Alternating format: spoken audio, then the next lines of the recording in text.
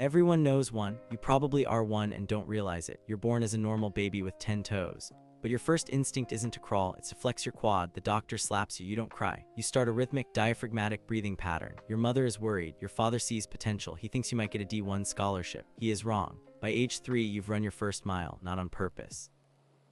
You wandered off in a Target because your mom was looking at air fryers. A security guard found you in the automotive section. You told him you were logging your zone 2 minutes. He was 72. He did not know what that meant. Your childhood is defined by the things you refuse to do. Other kids play tag. You do not play tag. You call it unstructured speed work and argue it's bad for your aerobic base. At the school carnival, you bypass the games and run laps around the dunk tank. You finish 47 laps. You tell the teacher you've done a 5K. She gives you a participation ribbon for the egg and spoon race you didn't enter. You pin it to your shirt. You wear it for 3 weeks. You tell people it's a finisher's medal from a trail event. The event was the school parking lot.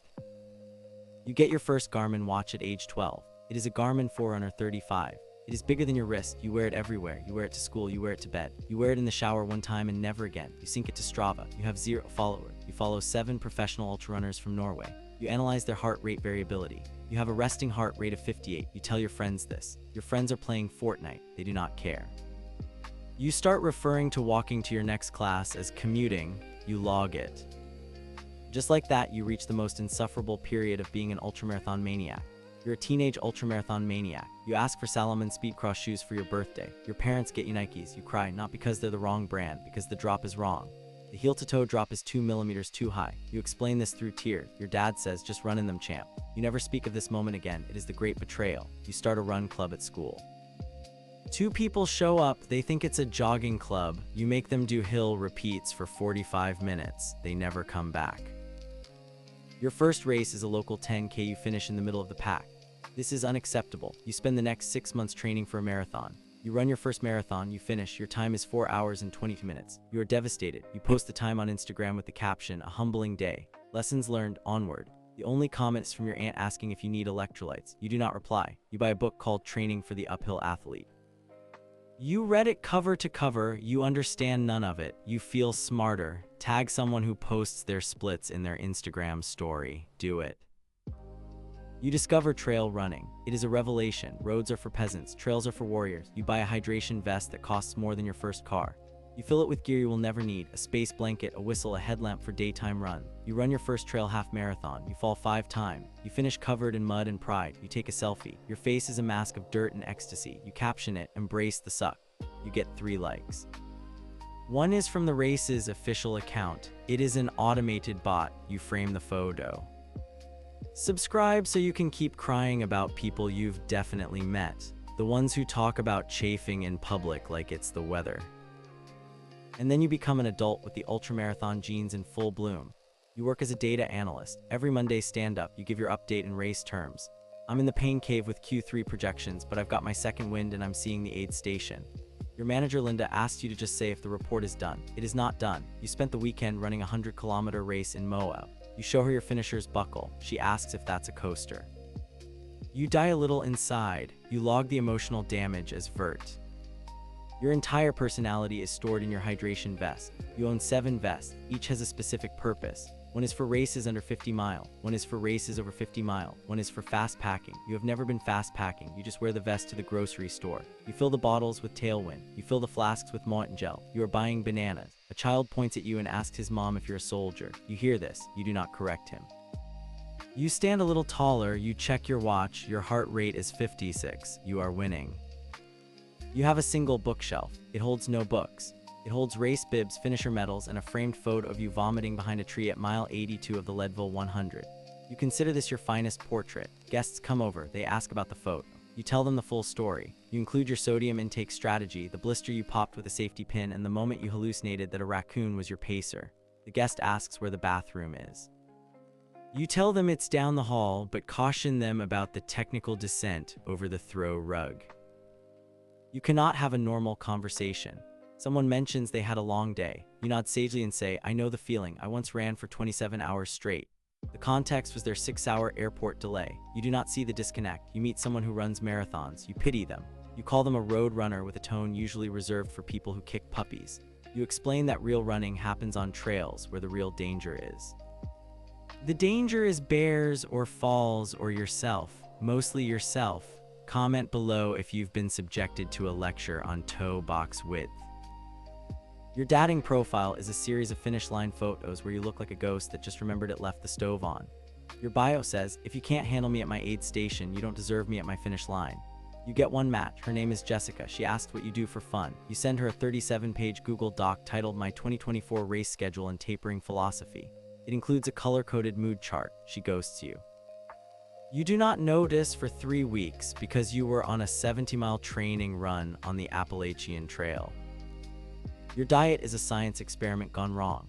Your refrigerator contains 3 items: beet juice, a tub of UCAN superstarch, and a single sweet potato. You eat the same meal every night: white rice, salmon, and broccoli. You weigh the salmon to the gram. You track your macros in MyFitnessPal. You have logged 3,422 consecutive days. You once had a business lunch at Applebee's. You brought your own Tupperware of rice and salmon. You ordered a water. The waiter asked if everything was okay. You said you were carb loading for a 100-miler. He brought you extra breadsticks. You did not touch them. Your relationships are transactional. You only befriend people who can crew for you. You have a crew spreadsheet with people's availability, skill sets, and known tolerances for your dark place moments. Your best friend is a guy named Dave who you only call when you need someone to hand you cold pizza at 3 a.m. in a forest. You text him once a year. The text says, race season, you in. He always replies, which one? You send him the spreadsheet link. He is a good man.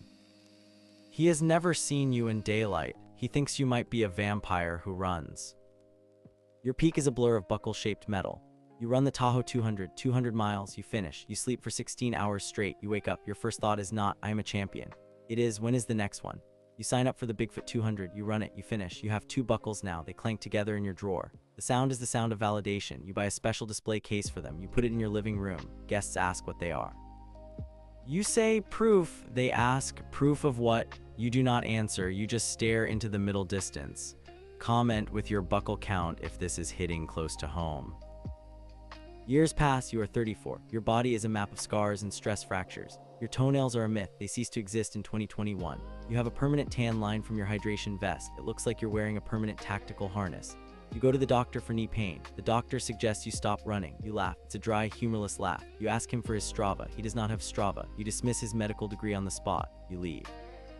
You go for a 20-mile recovery jog. The pain is just weakness leaving the body. You are sure of this. Your decline begins not with a bang, but with a DNF. Did not finish. It happens at the Western States 100. Your stomach rebels at mile 65. You are reduced to a walk. You are passed by a 70-year-old man who tells you to keep smiling. You do not smile. You drop at the next aid station. The ride back to the start is the longest journey of your life. The driver listens to pop music. You stare out the window. You have no data to upload, no story to tell. For the first time in 15 years, your Strava week is blank. It is a silent scream. You try to come back. You always try to come back. You sign up for a 50-kilometer fun run. You tell yourself it's just for fun. You have never done anything for fun.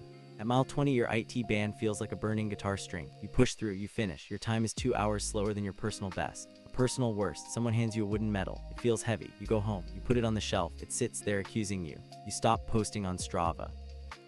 You stop talking about running. Your friends are worried. They ask if you're okay. You say you're fine. You are not fine. You are a ghost in a hydration vest. Your final act is coaching. You become a certified running coach online. Your website has one stock photo of a mountain. Your rates are $300 a month. You get one client. His name is Kevin. He wants to run a 5K. You build him a 12-week plan with lactate threshold intervals and hill sprints. He quits after week 2. He says it's too hard. You refund his money. You write a blog post titled The Softening of America. Gets 4 views. You close the website. You keep the hydration vest. You wear it to the mailbox. It feels familiar. It feels like home. Your legacy is a YouTube channel with 412 subscribers. Your last video is titled My DNF Story, A Journey Inward. It has 83 views, 7 likes, 1 comment that says, what shoes were you wearing? You never answer. You become a cautionary tale whispered about at aid stations. Remember that guy who? They never finish the sentence. They don't need to. Your entire identity, once a monument to endurance, is now a footnote in a race manual under Section 4, knowing when to stop. You are a meme in a niche community that has already moved on to the next person destroying their body for a buckle. All jokes aside, these are exaggerations. internet caricatures born on social media and spread like wildfire. Yes, the obsessive focus on extreme endurance sports is real, but turning the ultramarathon maniac into a universal punchline reduces real people to a single stereotype. Most runners, even those who do ultras, are dedicated, community-minded individuals who find profound meaning and mental clarity in pushing their limits in nature. Behind every meme is a real person doing their best, often battling their own demons on those long, lonely trails. So laugh at the absurdity, but remember that the person chugging tailwind at the office probably has more discipline in their little finger than you have in your whole life. Just maybe don't ask them about their toenails.